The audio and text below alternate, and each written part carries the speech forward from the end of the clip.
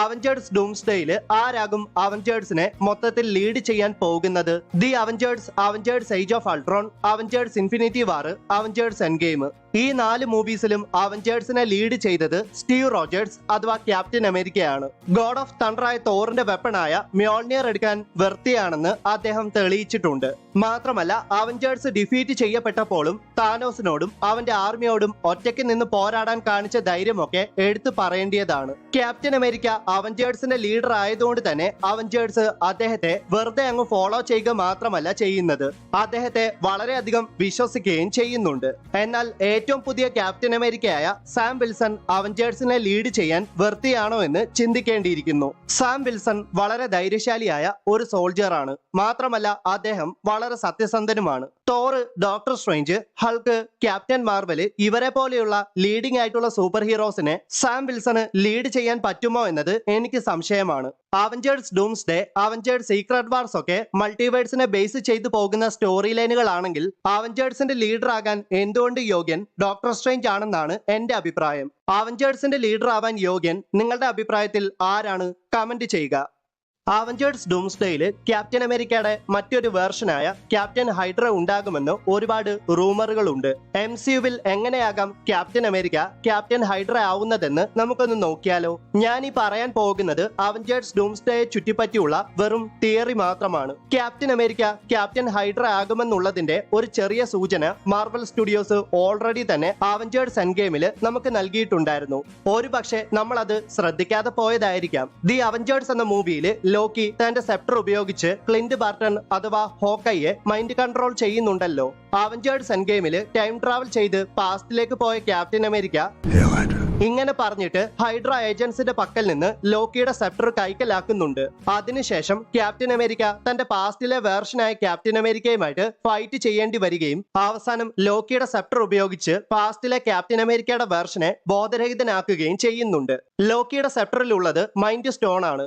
Lockie ഹോക്കയെ corrupt ചെയ്തത് തന്റെ സെപ്റ്റർ ഉപയോഗിച്ചാണെങ്കിൽ captain America ആ സെപ്റ്റർ തന്റെ പാസ്റ്റിലെ വേർഷനായ ക്യാപ്റ്റൻ അമേരിക്കയ്ക്ക് നേരെ പ്രയോഗിച്ചപ്പോൾ ഒരുപക്ഷെ മൈൻഡ് സ്റ്റോൺ ആ ക്യാപ്റ്റൻ അമേരിക്കയെ കറപ്റ്റ് ചെയ്തിരിക്കാം. അങ്ങനെ അൺകോൺഷ്യസ് ആയിട്ട് കിടക്കുന്ന ക്യാപ്റ്റൻ അമേരിക്കയെ ഹൈഡ്ര ഏജൻസ് കണ്ടെത്തുകയും ബക്കി ബാൻസിനെ വിന്റർ സോൾജർ ആക്കിയതുപോലെ ക്യാപ്റ്റൻ അമേരിക്കയെ ഹൈഡ്ര ഏജൻസ് അവരുടെ സീക്രട്ട് ലാബിലേക്ക് കൊണ്ടുപോയിട്ട് അദ്ദേഹത്തെ ബ്രെയിൻ വാഷ് ചെയ്ത് അദ്ദേഹത്തിന്റെ മെമ്മറീസ് എല്ലാം ഇറേസ് ചെയ്ത് ക്യാപ്റ്റൻ അമേരിക്കയെ ക്യാപ്റ്റൻ ഹൈഡ്രയാക്കി മാറ്റിയേക്കാം. ഞാൻ ഒന്നുകൂടെ പറയാം, ഇത് വെറും തിയറി മാത്രമാണ്. ഇങ്ങനെ നടക്കാൻ ചാൻസ് ഉണ്ടാവണമെന്നില്ല. ഇങ്ങനെ ഒരു തിയറി കണ്ടപ്പോൾ പറഞ്ഞെന്ന് മാത്രം. അവഞ്ചേഴ്സ് ഡൂംസ്ഡേയില് തോർ തന്റെ ബ്രദറായ ലോക്കിയെ കണ്ടുമുട്ടുമെന്ന് ഒരുപാട് റൂമേഴ്സ് ഉണ്ട്. MCUവിൽ എങ്ങനെയാകാം തോർ തന്റെ ബ്രദറായ ലോക്കിയെ കണ്ടുമുട്ടാൻ പോകുന്നതെന്ന് നമുക്കൊന്ന് നോക്കിയാലോ. ഞാൻ ഈ പറയാൻ പോകുന്നത് അവഞ്ചേഴ്സ് ഡൂംസ്ഡേയെ ചുറ്റിപ്പറ്റിയുള്ള ഒരു തിയറി മാത്രമാണ്. ഒരുപക്ഷെ ഇങ്ങനെ ആകണമെന്നില്ല, എന്നാലും നമുക്ക് നോക്കാം. എർത്തിൽ അവഞ്ചേഴ്സ് എല്ലാവരും വോയിഡിനോട് പോരാടുന്ന സമയത്ത് ഡോക്ടർ ഡൂം TVA പോകുന്നു. TVA എത്തി മൾട്ടിവേഴ്സിനെ കോൺക്വർ ചെയ്യാൻ ശ്രമിക്കുന്ന ഡോക്ടർ ഡൂമിന് ഒരു പ്രധാനപ്പെട്ട കാര്യം മനസ്സിലാവുകയാണ്. അതായത് മൾട്ടിവേഴ്സിനെ സംരക്ഷിക്കുന്ന ലോക്കിയെ ഡീത്രോൺ ചെയ്താൽ മാത്രമേ തനിക്ക് മൾട്ടിവേഴ്സിനെ കോൺക്വർ ചെയ്യാൻ സാധിക്കത്തുള്ളൂ എന്ന്. ഡോക്ടർ ഡൂം തന്നെ ലക്ഷ്യമാക്കി വരുന്നത് ലോക്കിക്ക് കാണുവാൻ സാധിക്കുന്നുണ്ടെങ്കിലും അദ്ദേഹത്തിന് പ്രത്യേകിച്ചൊന്നും ചെയ്യുവാൻ സാധിക്കുന്നില്ല. കാരണം ലോക്കി ആ ത്രോണിൽ നിന്ന് എഴുന്നേറ്റാൽ മൊത്തം മൾട്ടിവേഴ്സും നശിക്കപ്പെടും. ലോക്കി ഇപ്പോൾ നിസ്സഹായനായിട്ട് നിൽക്കുന്ന സമയം. എർത്തിൽ വോയിഡിനോട് പോരാടുന്ന അവഞ്ചേഴ്സിനോട് റീഡ് റിച്ചാർഡ്സ് അഥവാ മിസ്റ്റർ ഫാന്റാസ്റ്റിക് ഒരു പ്രധാനപ്പെട്ട കാര്യം പറയുന്നു. അതായത് വോയിഡിനോട് അവഞ്ചേഴ്സ് പോരാടുന്നത് ഡോക്ടർ ഡൂമിന്റെ പദ്ധതിയാണ്. അവഞ്ചേഴ്സിനെ ഡിസ്ട്രാക്ട് ചെയ്ത് മൾട്ടിവേഴ്സിനെ നശിപ്പിക്കാനാണ് ഡോക്ടർ ഡൂം ശ്രമിക്കുന്നത് എന്നൊക്കെ. ഇതേ സമയത്ത് ഡോക്ടർ ഡൂം ലോക്കിയെ കൊല്ലാനായിട്ട് തയ്യാറാകുമ്പോൾ പെട്ടെന്ന് തന്നെ തോർ അവിടേക്ക് എത്തുകയും ഡോക്ടർ ഡൂമുമായിട്ട് ഒരു വമ്പൻ പോരാട്ടം നടത്തുകയും ചെയ്യുന്നു. ആ പോരാട്ടത്തിൽ തോറിനെ കീഴടക്കിയ ഡോക്ടർ ഡൂം തോറിനെ കൊല്ലാനായിട്ട് ശ്രമിക്കുമ്പോൾ പെട്ടെന്ന് തന്നെ ലോക്കി ടൈം ഫ്രീസ് ആക്കി മാറ്റുന്നു. അതെ, നമ്മൾ ഏറെ വർഷങ്ങളായിട്ട് കാത്തിരിക്കുന്ന തോറിന്റെയും ലോക്കിയുടെയും റീയൂണിയൻ ഇവിടെ സംഭവിക്കുന്നു. അതിനുശേഷം തോറും ലോക്കിയും ഒരുമിച്ച് ഡോക്ടർ ഡൂമിനോട് പോരാടുകയും ചെയ്യുന്നു. ഞാൻ ഒന്നുകൂടെ പറയാം, ഇതൊക്കെ വെറും തിയറി മാത്രമാണ്. ഇങ്ങനെ ഒരു തിയറി കണ്ടപ്പോൾ പറഞ്ഞെന്ന് മാത്രം. അവഞ്ചേഴ്സ് ഡൂംസ്ഡേയില് ഡോക്ടർ ഡൂം തോറിനെയും ക്യാപ്റ്റൻ മാർവലിനെയും ഷാങ്ചിയെയും കൊല്ലുമെന്ന് പറഞ്ഞാൽ നിങ്ങൾ വിശ്വസിക്കുമോ? നിങ്ങൾ വിശ്വസിക്കണമെന്ന് ഞാൻ പറയുന്നില്ല, എന്നാലും ഈ ഒരു കാര്യത്തെ ചുറ്റിപ്പറ്റിയുള്ള ഒരു കാര്യം ഞാൻ പറയാം. ഡോക്ടർ ഡൂം വളരെ പവർഫുൾ ആയിട്ടുള്ള തന്റെ എനിമീസിനെ കൊന്നാൽ അവരുടെ ബോഡിയോ അല്ലെങ്കിൽ അവരുടെ സ്യൂട്ടോ വെപ്പൺസോ അങ്ങനെ എന്തെങ്കിലുമൊക്കെ അദ്ദേഹം തന്റെ കാസിലില് ട്രോഫി ആയിട്ട് വെക്കാറുണ്ട്. റീസെന്റ് ആയിട്ട് ഡോക്ടർ ഡൂമിന്റെ ഒരു ഫസ്റ്റ് ലുക്ക് പോസ്റ്റർ ഇറങ്ങിയിട്ടുണ്ടായിരുന്നു. ആ ഫസ്റ്റ് ലുക്ക് പോസ്റ്ററിൽ ഡോക്ടർ ഡൂമിന്റെ സ്യൂട്ടിൽ അദ്ദേഹം കൊന്ന അല്ലെങ്കിൽ അദ്ദേഹം ഡിഫീറ്റ് ചെയ്ത സൂപ്പർ ഹീറോസിന്റെ ലോഗോസ് നമുക്ക് കാണുവാൻ സാധിക്കും. ഡോക്ടർ ഡൂമിന്റെ വലത്തെ ചെസ്റ്റ് പ്ലേറ്റില് ക്യാപ്റ്റൻ മാർവലിന്റെ സ്റ്റാർ ലോഗോ ആണ് നമുക്ക് കാണുവാൻ സാധിക്കുന്നത്. ഡോക്ടർ ഡൂമിന്റെ ഇടത്തെ ചെസ്റ്റ് പ്ലേറ്റില് തോറിന്റെ വെപ്പണായ മ്യോൾനിയർ ആണ് നമുക്ക് കാണുവാൻ സാധിക്കുന്നത്. ഡോക്ടർ ഡൂമിന്റെ ഇടത്തെ കൈമുട്ടിലായിട്ട് ഷാങ്ചിയുടെ 10 റിംഗ്സ് ആണ് നമുക്ക് കാണുവാൻ സാധിക്കുന്നത്.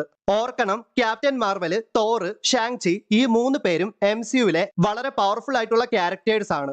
അപ്പോൾ അവരെ ഡിഫീറ്റ് ചെയ്ത ഡോക്ടർ ഡൂം എത്രമാത്രം പവർഫുൾ ആയിരിക്കും? പിന്നെ ആരും പേടിക്കേണ്ട, ഡോക്ടർ ഡൂം കൊന്നവരൊന്നും നമ്മുടെ പ്രധാന യൂണിവേഴ്സിലെ ആരും തന്നെയാകാൻ യാതൊരു സാധ്യതയുമില്ല. മിക്കവാറും അവരെല്ലാവരും മൾട്ടിവേഴ്സുകളിലെ പല വേരിയൻസ് ആയിരിക്കാം. അവഞ്ചേഴ്സ് ഡൂംസ്ഡേയില് ഡോക്ടർ ഡൂം ബാറ്റിൽ വേൾഡ് ക്രിയേറ്റ് ചെയ്ത് അവഞ്ചേഴ്സിനെ തന്റെ അടിമകളാക്കി മാറ്റുമെന്ന് ഒരുപാട് റൂമേഴ്സ് ഉണ്ട്. ഡോക്ടർ ഡൂം എങ്ങനെയാകാം ബാറ്റിൽ വേൾഡ് ക്രിയേറ്റ് ചെയ്ത് അവഞ്ചേഴ്സിനെ തന്റെ അടിമകളാക്കാൻ പോകുന്നതെന്ന് നമുക്കൊന്ന് നോക്കിയാലോ? ഞാൻ പറയാൻ പോകുന്നത് അവഞ്ചേഴ്സ് ഡൂംസ്ഡേയെ ചുറ്റിപ്പറ്റിയുള്ള ഒരു തിയറി മാത്രമാണ്. Doctor dome God of the multiverse ആയ ലോക്കിയുടെ പവേഴ്സിനെ അബ്സോർബ് ചെയ്ത് അദ്ദേഹം മൾട്ടിവേഴ്സിനെ നശിപ്പിക്കുന്നു. റീഡ് റിച്ചാർഡ്സിന്റെയും സ്യൂസ്റ്റോമിന്റെ മകനായ ഫ്രാങ്ക്ലിൻ റിച്ചാർഡ്സിന്റെ പവേഴ്സിന്റെ സഹായത്തോടെ ഡോക്ടർ ഡൂം ഒരു ബാറ്റിൽ വേൾഡ് ക്രിയേറ്റ് ചെയ്യുകയും മൊത്തം അവഞ്ചേഴ്സിന്റെയും മെമ്മറീസ് എല്ലാം ഇറേസ് ചെയ്ത് ഡോക്ടർ ഡൂം പറയുന്നത് മാത്രം അനുസരിക്കുന്ന അദ്ദേഹത്തിന്റെ അടിമകളാക്കി മാറ്റുകയും ചെയ്യുന്നു. ബാറ്റിൽ വേൾഡിലെ എല്ലാവരും തന്നെ ഡോക്ടർ ഡൂമിനെ ദൈവത്തെ പോലെ കണ്ട് ആരാധിക്കുന്നു. ഡോക്ടർ ഡൂം തന്റെ ബാറ്റിൽ വേൾഡിൽ ഫ്രാങ്ക്ലിൻ റിച്ചാർഡ്സിനെ തന്റെ മകനായിട്ടും സൂസ്റ്റോമിനെ തന്റെ വൈഫാക്കിയും മാറ്റുന്നു.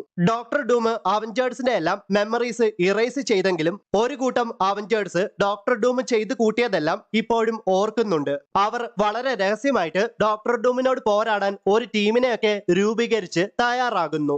സോ ആ കാരണം കൊണ്ട് തന്നെയാകാം അവഞ്ചേഴ്സിന്റെ 6ാമത്തെ മൂവിയെ അവഞ്ചേഴ്സ് സീക്രട്ട് വാർസ് എന്ന് വിളിക്കുന്നത്.